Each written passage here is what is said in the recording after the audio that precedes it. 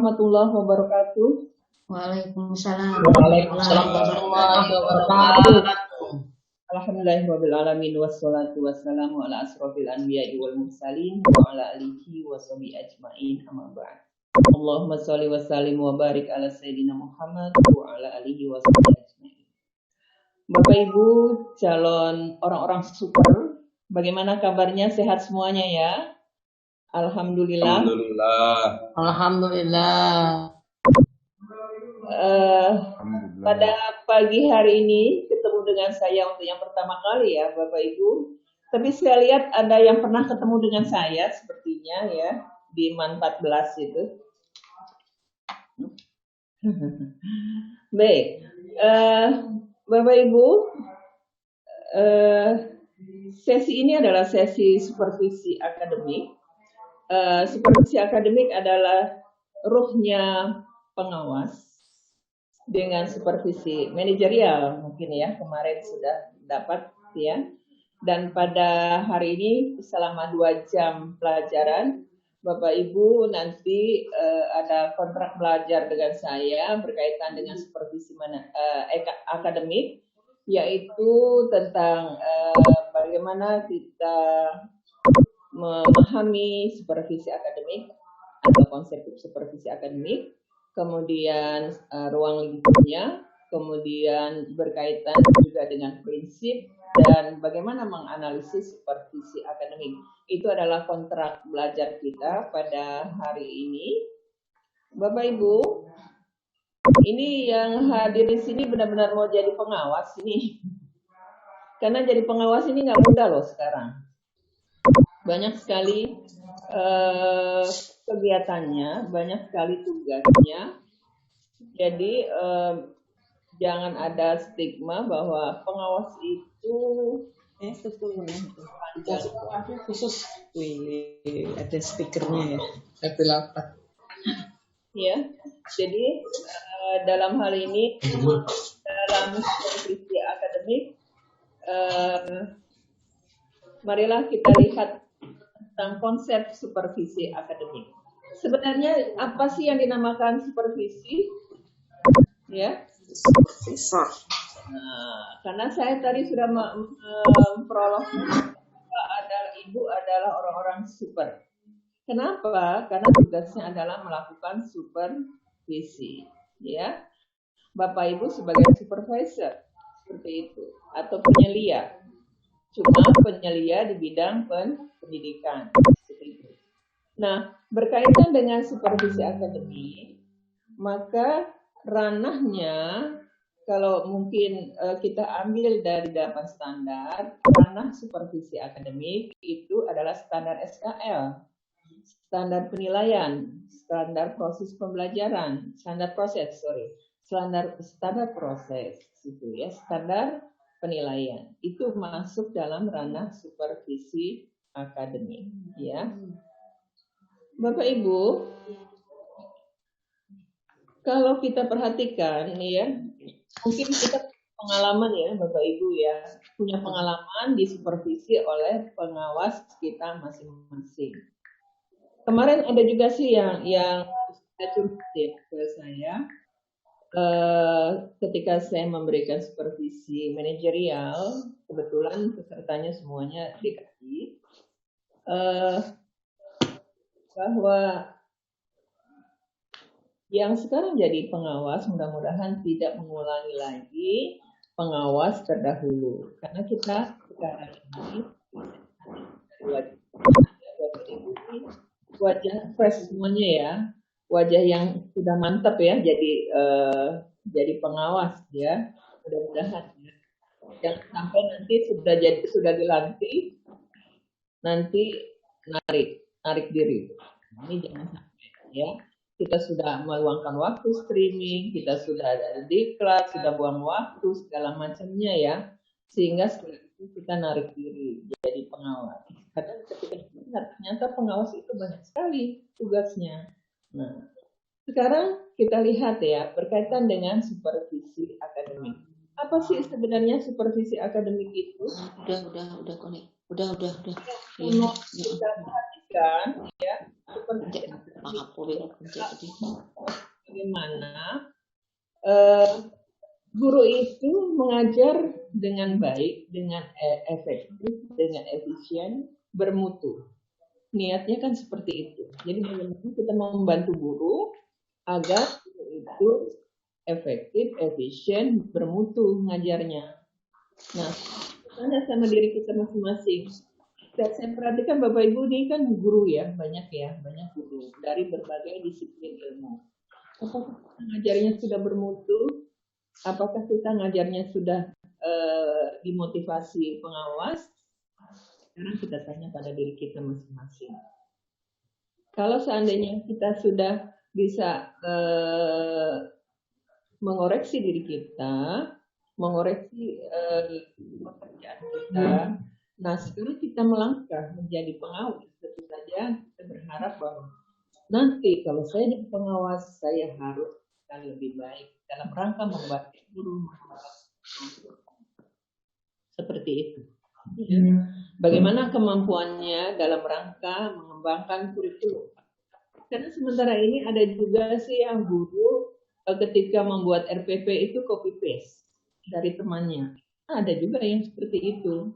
Nah, nanti saja Bapak Ibu ketika jadi pengawas nanti akan ketemu nanti tipe-tipe guru yang bikin RPP copy paste, bikin penilaian juga copy paste dan sebagainya. Ini jangan sampai terjadi pembinaan kita nanti. Kenapa? Karena kegiatan kita adalah bagaimana kita membantu guru agar guru itu profesional di bidang pengajaran seperti itu.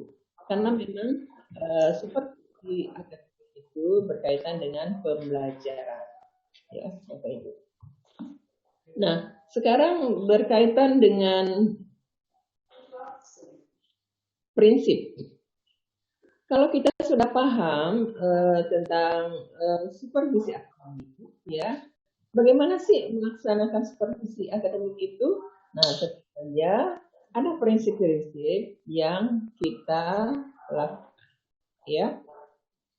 Pada dasarnya, ketika kita melakukan supervisi, kita melakukannya dengan praktis, ya.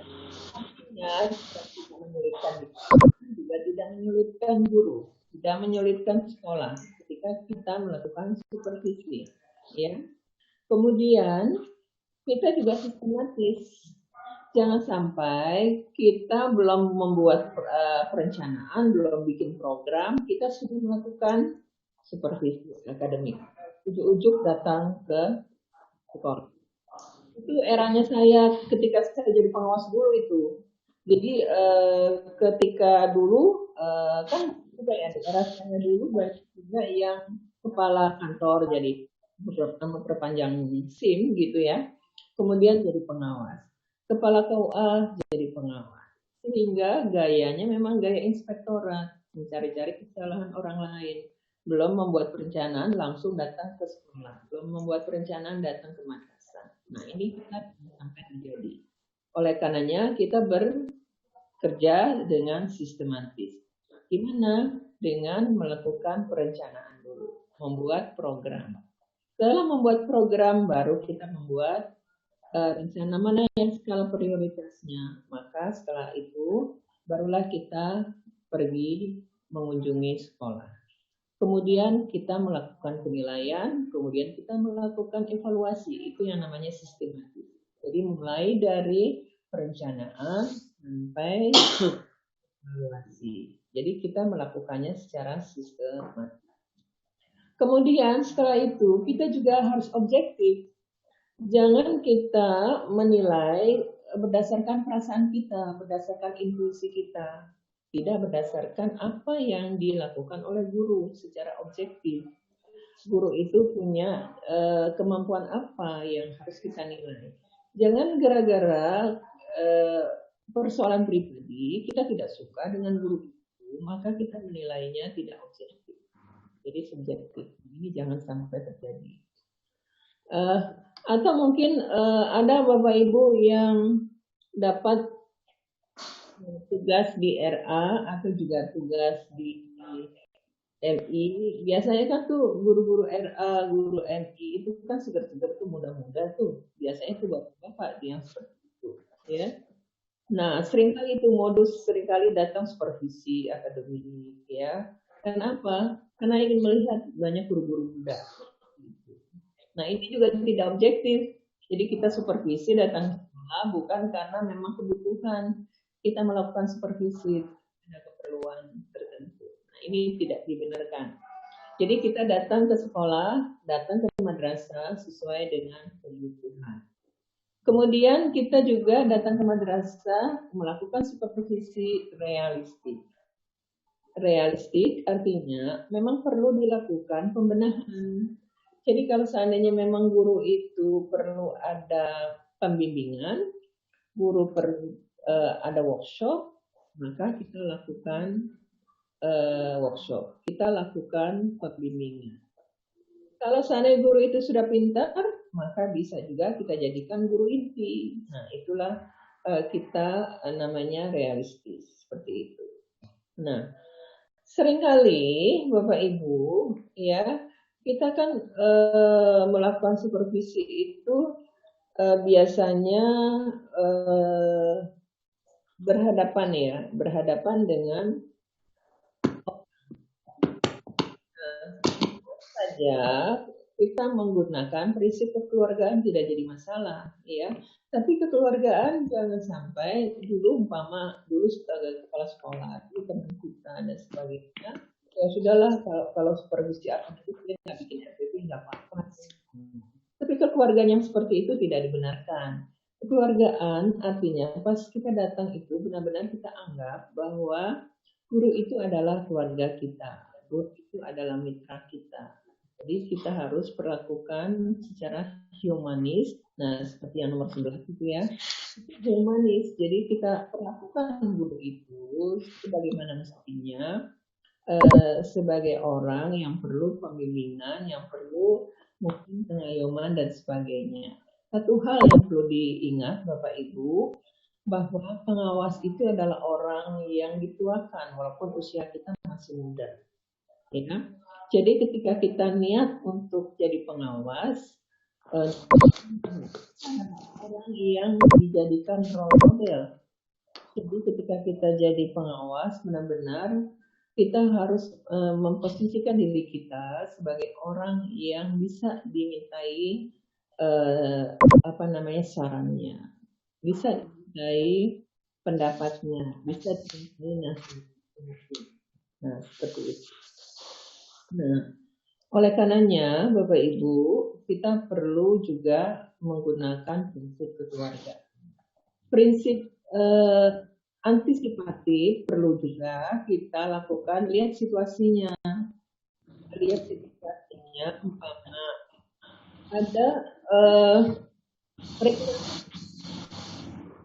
ada regulasi baru berkaitan dengan perencanaan pembelajaran, umpama seperti itu. Kita jauh-jauh hari sudah bisa memprogramkan diri kita, pengawasan kita, bagaimana kita akan melakukan pembimbingan terhadap guru untuk pengembangan kurikulum terbaru, umpama pengembangan dalam rangka membuat RPP, pengembangan dalam rangka membuat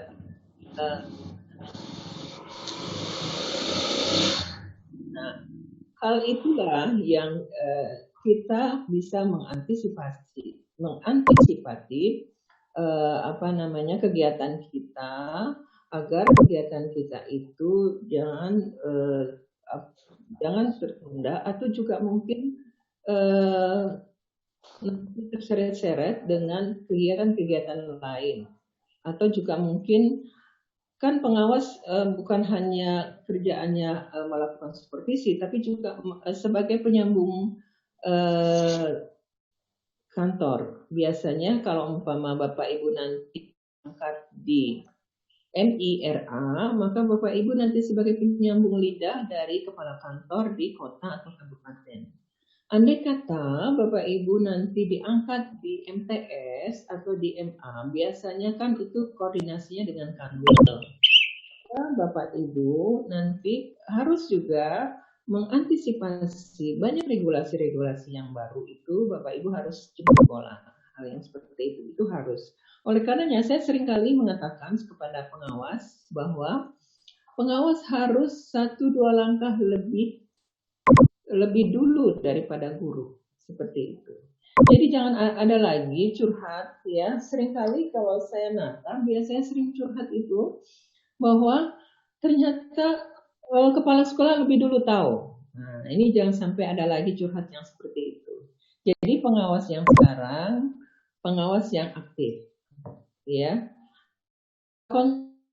Bapak Ibu, ketika Bapak Ibu melakukan pembimbingan harus memberikan motivasi yang sifatnya membangun.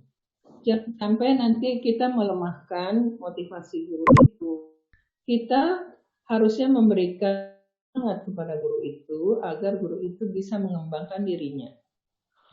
Nah, oleh karenanya diperlukan kooperatif dari Bapak Ibu sendiri, kooperatif juga dari guru itu, kooperatif juga dari kepala sekolah.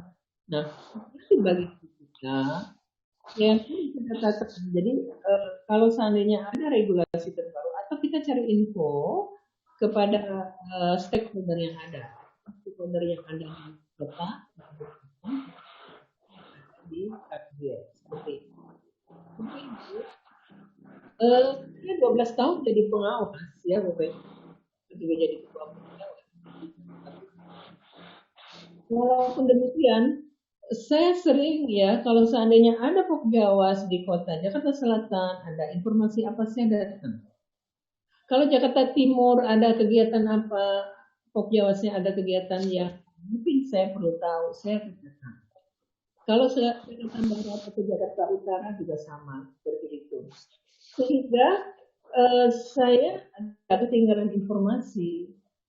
Nah, saya berharap Bapak Ibu, apalagi sekarang sudah di RT digital, Bapak lebih kooperatif stakeholder yang ada. Kemudian berkaitan dengan kekeluargaan tadi saya sudah singgung. Kemudian sifat demokratis. Bapak Ibu jangan bersikap otoriter. Sekarang sudah tidak ada zamannya lagi kita bersikap otoriter seperti di era tahun 60-an, tahun 70-an. Itu gaya seperti inspektorat. Ya. Gaya seperti inspektorat cari-cari kesalahan. Karena perkembangan supervisi pendidikan di tahun 1967 itu gayanya itu seperti gaya inspektorat. Jadi kalau umpama pengawas datang, guru-guru semua takut. Kepala sekolah zaman dulu itu seperti itu. Saya sempat juga ketika dulu belajar ngajar di tahun 79, udah belajar ngajar gitu ya. Itu kalau ada pengawas itu takut. Pokoknya semua harus rapi kegiatannya. Semua EPP-nya, kalau dulu kan belum ada komputer seperti sekarang, adanya mesin tik, atau juga disuruh tulis tangan.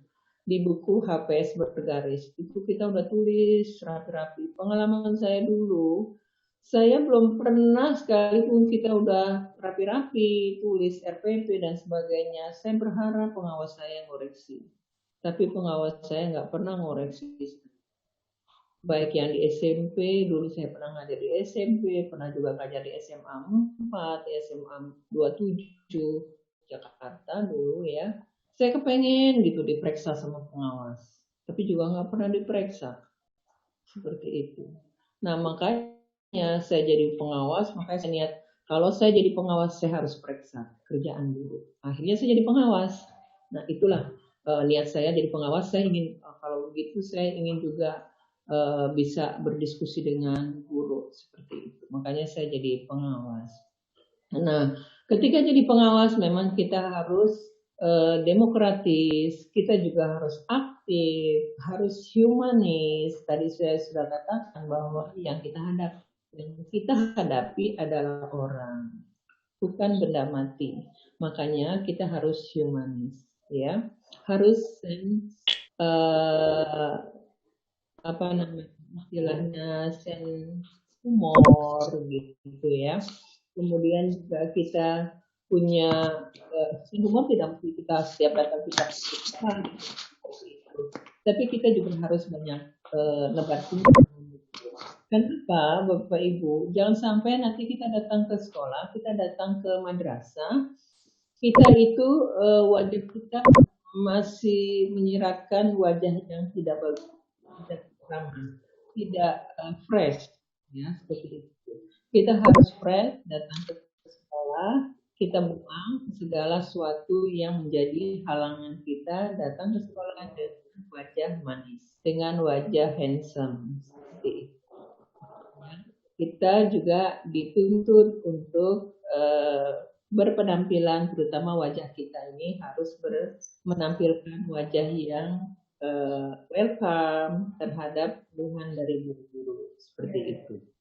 Kemudian juga berkesinambungan, Bapak Ibu. Kalau kita melakukan supervisi harus berkesinambungan, jangan kita lihat guru